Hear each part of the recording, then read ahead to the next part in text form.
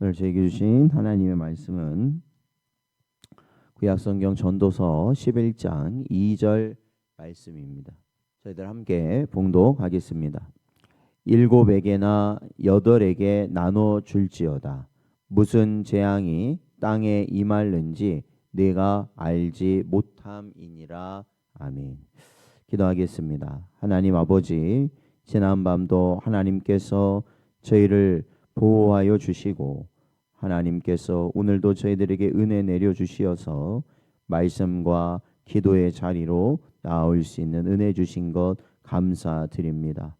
하루를 살아도, 아니 한순간을 살아도 주님의 은혜가 없으면 철저히 죄악된 길을 갈 수밖에 없는 저희들인데, 오늘도 저희들을 예수 그리스도 안에서 복된 자리로 불러주셨사오니 오늘도 저희들에게 주신 말씀이 저희의 심령을 붙들어 주옵시며 오직 주님께서 가신 그 십자가의 길을 저희도 갈 수 있는 은혜를 허락하여 주옵소서.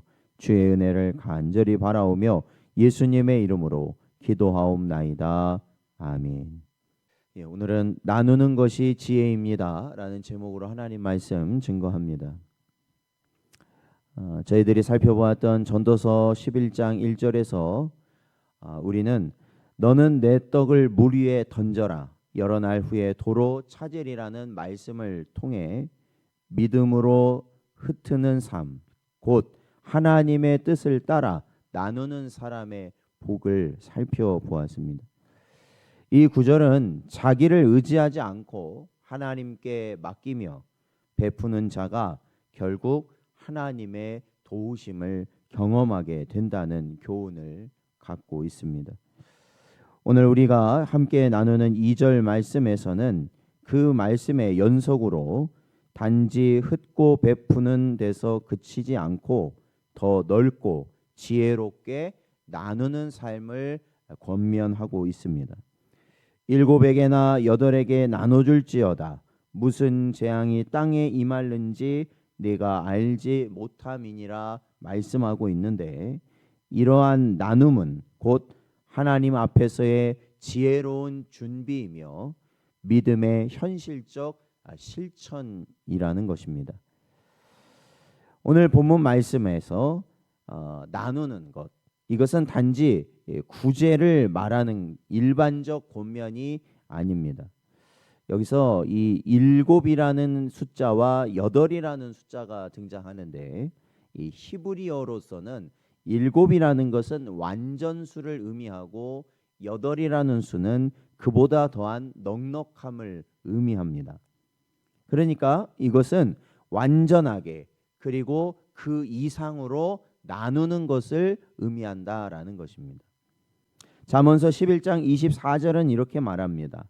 흩어 구제하여도 더욱 부하게 되는 일이 있나니 과도히 아껴도 가난하게 될 뿐이니라 말씀하고 있습니다.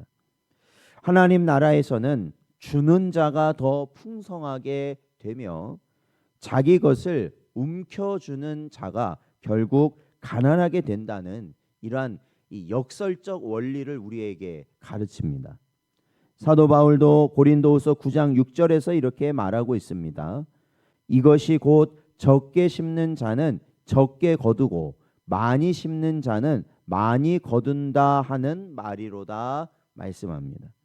이처럼 하나님의 백성은 땅에 소망을 두는 것이 아니라 하늘의 창고를 믿고 나눌 때 더 큰 은혜를 누리게 된다라는 것입니다. 그래서 사실은 우리가 성도로서 어떻게 보면은 현실적인 것이죠. 뭐가 현실적인 것이냐? 하나님께서 우리에게 주신 것을 하나님이 원하시는 것을 위하여 우리가 뭐예요? 최선을 다해서 그것을 베풀고 나누는 것. 그러니까 하나님이 원하시는 곳으로 나에게 주신 것들을 흘려보낼 수 있는 것이 사실은 가장 현실적인 사람이라는 겁니다. 왜 그러냐면 우리는 뭘 생각하고 있냐면 하늘의 창고를 언제나 기억하고 있기 때문에 그렇습니다. 왜냐하면 하나님께서 그러한 삶을 사는 성도들에게는 그 모든 것을 어디에 쌓게 하셨냐면 하늘 창고에 쌓게 하시고 그것이 절대 사라지지 않게 하신다 말씀하고 있기 때문에 그렇습니다. 그렇기 때문에 우리가 이 땅을 살아가면서 왜 나누는 삶을 살아야 하는가? 그 이유는 아주 명확하다라는 것입니다.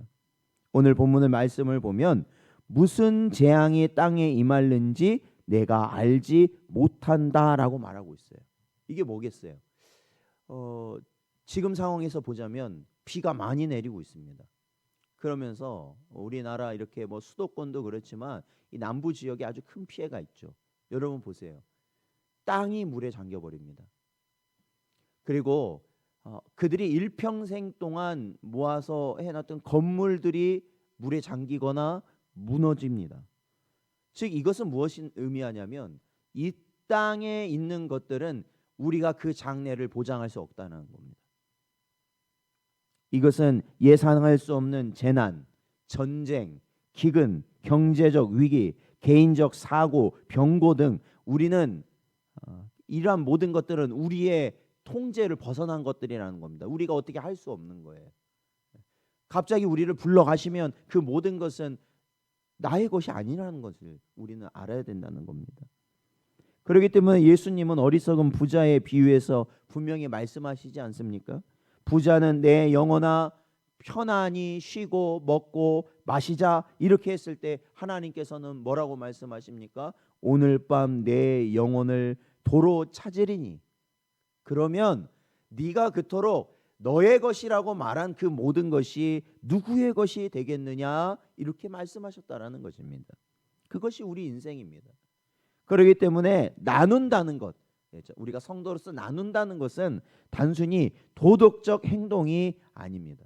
그게 뭐냐? 신앙의 고백이라는 거예요. 여러분 이 구제라는 게 신앙의 고백입니다. 주를 위해서 내 것을 드릴 수 있다는 게 신앙의 고백이라는 겁니다. 이 불확실한 세상 속에서 가장 안전한 길을 가는 자들이라는 것입니다. 그렇기 때문에 이것이 말씀인데도 불구하고 오늘날 교회들이 어떠한 교회들이 있느냐? 성도들에게 구제하는 것이나 하나님께 바치는 것 하지 말라고 그럽니다. 왜? 부담된다고. 이거는 하나님의 말씀을 거스르는 겁니다. 왜요? 하나님은 오히려 이러한 세상을 사는 우리들이 하나님의 나라를 바라보면서 주를 위하여 드리고 또한 이 땅에 나눠야 될 곳에 나누라고 분명히 말씀하고 있잖아요. 그렇기 때문에 우리 교회는 더욱더 주를 위해서 드리는 것에 힘쓰고 우리의 이웃들에게 나누는 것에 힘쓰는 것이 복된 길이라는 걸 믿고 세워져야 된다라는 것입니다. 창세기 41장에 보면 요셉은 바로 왕에게 7년 풍년과 7년 흉년이 있을 것이다 라는 것을 예언하였습니다. 물론 이것도 하나님께 받은 내용이죠. 그래서 풍년 있을 때 곡식을 5분의 1씩 모아 저장하라고 조언하였고 말 그대로 그렇게 저장을 하였습니다. 그랬더니 어떻게 됐느냐? 결국 애굽뿐만 아니라 주변 나라까지 큰 흉년이 왔을 때 살릴 수 있게 되었다라는 것입니다. 요셉은 하나님을 경외함으로 미래를 준비했고 이 나눔을 통하여서 재앙 속에서도 보호를 받을 수 있었다라는 것이죠. 오늘날 우리는 동일한 원리 안에 살고 있다는 것을 기억해야 됩니다. 재난은 언제 어떤 방식으로 올지 우리는 알 수 없습니다.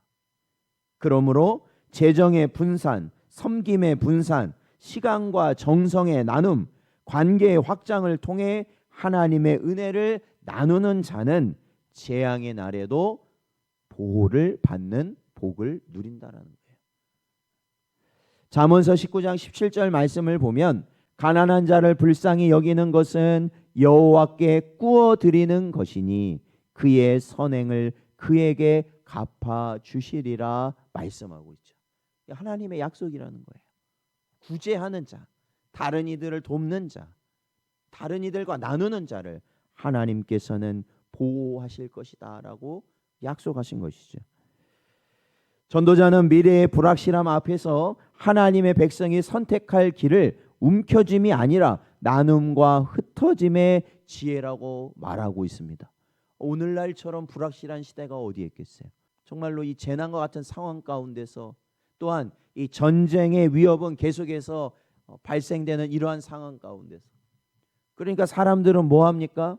오히려 이러할 때에 이러한 재난과 전쟁을 극복하기 위해서 금을 사모한단 말이에요. 그래서 금값이 오르잖아요. 나중을 대비하는 것이죠. 그러나 성도들은 그러한 것을 움켜쥐는 것이 아니라 오히려 나눠야 한다라는 것이죠.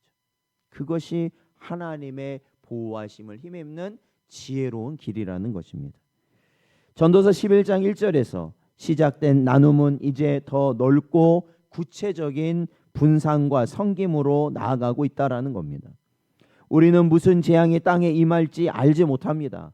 그러나 하나님께 맡기면 7에게나 8에게 나누어 주는 자는 결국 하나님의 손안에 거하게 될 것이라는 겁니다. 주님은 우리의 삶이 움켜짐이 아닌 나눔으로 채워지기를 원하십니다. 누가복음 6장 38절 말씀을 보면 주라 그리하면 너희에게 줄 것이니 곧 후히 되어 누르고 흔들어 넘치도록 하여 너희에게 안겨주리라. 너희가 헤아리는 그 헤아림으로 너희도 헤아림을 도로 받을 것이니라 말씀하셨습니다. 사랑하는 성도 여러분, 오늘도 우리에게 주신 이 말씀을 마음에 잘 새기시기 바랍니다. 그리고 우리의 삶은 이 땅의 것을 움켜쥐는 삶을 사는 것이 지혜로운 삶이 아니라 우리가 하나님의 살아계심과 또한 섭리하심과 또한 우리에게 주어질 하나님의 나라를 바라보며 우리에게 있는 것을 최대한 최선을 다해 나누는 것이, 주님 앞에 드리는 것이 지혜롭고 복된 삶임을 깨닫고 이 땅을 살아가는 여러분 되시기를 주의 이름으로 축원드립니다.